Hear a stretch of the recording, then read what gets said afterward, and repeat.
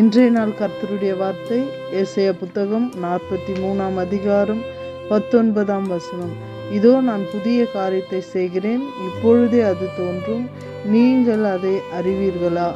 நான் வனாந்தரத்திலே வழியையும் அவாந்தர வெளியிலே ஆறுகளையும் உண்டாக்குவேன்.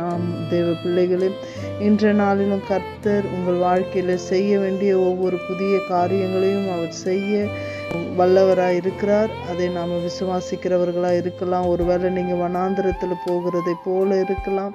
ஆனால் அந்த வனாந்திரத்தின் சூழ்நிலையை மாற்றி தேவன் உங்களுக்கு வனாந்திரத்தில் வழிகளை பிறக்க பண்ணுவார். எதிர்காலம் எப்படி இருக்குமோ என்று சொல்லி இஸ்ரவேல் ஜனங்கள் திகைத்து எகிப்தை விட்டு அவங்க வெளியில் வந்திருக்கலாம். ஆனால் கடல் மத்தியிலையும் ஆண்டவர் வழிகளை வாய்க்க பண்ணி இஸ்ரவேல் ஜனங்களுக்கு உண்டான ஆசீர்வாதத்தையும் சமாதானத்தையும் அவர்களுக்கு உண்டான அப்பத்தையும் தண்ணீரையும் கொடுத்து தேவன் போஷித்து வழிநடத்தி வந்ததை போல உங்களுக்கு உண்டான நன்மையை அவர் செய்து உங்களையும் வழிநடத்த அவர் வல்லவராக இருக்கிறார்.